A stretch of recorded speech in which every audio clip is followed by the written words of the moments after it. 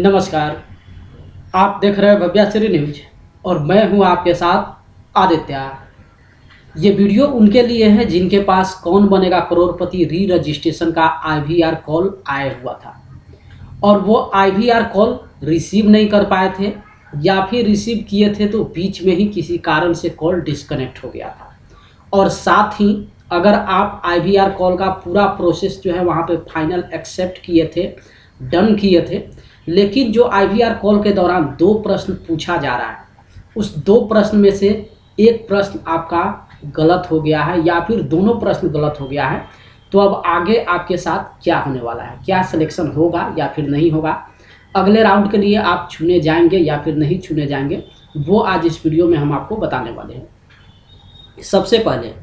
अगर KBC IVR call आपके पास आता है तो वहाँ पे एक बार अगर कॉल आ रहा है, अगर किसी कारण से आप उसको रिसीव नहीं कर पाते हैं तो फिर कुछ देर बाद जो है आपके पास दोबारा कॉल आता है। हो सकता है सेम डे ही आ जाए और हो सकता है सेम डे ना आकर नेक्स्ट डे भी आए। ऐसा भी कई बार होता है कि सेम डे नहीं आता है, नेक्स्ट डे आता है। रूल तो सेम डे का ही है कि आधा घंटा के बाद दोबारा जो है टीम की तरफ से कॉल आता है, लेकिन कई बार ऐसा देखा गया है कि सेम डे नहीं आकर नेक्स्ट डे भी कॉल आया है।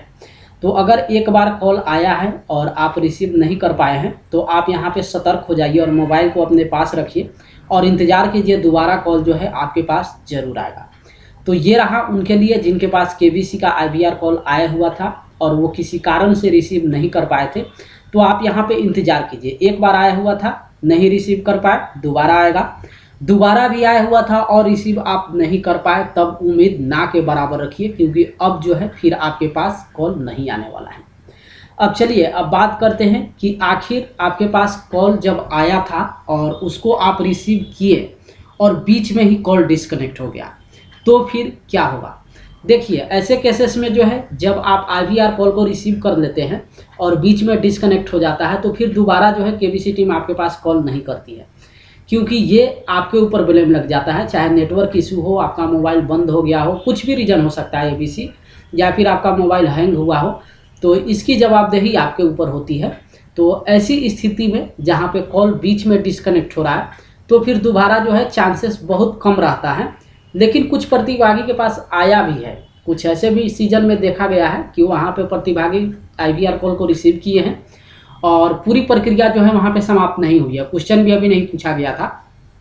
अभी जो डिटेल्स डिमांड होता है वही वहाँ पे बताया जा रहा था, तभी बीच में कॉल डिस्कनेक्ट हो गया और वो उम्मीद छोड़ दिए थे, लेकिन दोबारा उनके पास कॉल आया। तो उम्मीद छोड़िए नहीं, लेकिन चांसेस जो है बिल्कुल न के बराबर रखिए, लेकिन कॉल अगर डिस्कनेक्ट होता है तो दोबारा कॉल नहीं आता है। अब चलिए यहाँ पे हम आपको बताते हैं कि वैसे प्रतिभागी जिनके पास कौन बनेगा करोड़पति री रजिस्ट्रेशन 2024 का आईवीआर कॉल आया था। और जैसा कि आप लोग जान रहे हैं कि री रजिस्ट्रेशन वाले आईवीआर कॉल में प्रतिभागी को दो प्रश्न का जवाब जो है सबमिट करना पड़ रहा है, यानी कि उस कंप्यूटराइज्ड कॉल में दो प्रश्न आपसे पूछे जा रहे हैं। अगर दो प्रश्न में आप एक विकल्प गलत सबमिट कर दिए हैं तब भी आपको यहाँ पे घबराने की ज़रूरत नहीं है, चांसेस है आपका सिलेक्शन होने का, क्योंकि वहाँ पे दो प्रश्न दिया जाता है। और ऐसे कई प्रतिभागी को हम देखे हैं जो गलत जवाब सबमिट किए हैं फिर भी उनका सिलेक्शन जो है अगले राउंड के लिए हुआ है। तो अगर दो प्रश्न में एक आपका गलत हो गया है तो ज़रूर आपका सिलेक्शन हो सकता है, लेकिन उम्मीद जो है जैसा कि हम आपको पहले ही बताया कि ज़रूरी नहीं कि आप दोनों का अगर सही जवाब दे दिए हैं तो आपका सिलेक्शन हो ही जाएगा, क्योंकि 2000 प्रतिभागी के पास आईवीआर कॉल आ रहा है, फिर उसमें से मोस्टली प्रतिभागी जो है छठी जाएंगे लेवल 2 में। तो अगर दो सही भी जब आप सबमिट कर दिए हैं तो भी ज़रूरी नहीं कि आपका सिलेक्शन हो जाए, और ऐसा भी हो सकता है कि कोई एक ही सही जब आप सबमिट किए, हो सकता है उनका सिलेक्शन हो जाए, दो वाले का ना हो, क्योंकि सब यहाँ पे कंप्यूटराइज रैंडमाइज खेल है। तो आप उम्मीद यहाँ पे बिल्कुल मत छोड़िए। अगर किसी कारण से एक गलत भी जवाब सबमिट हो गया है तब भी आप यहाँ पे अगले लेवल के लिए जो है इंतज़ार कर सकते हैं।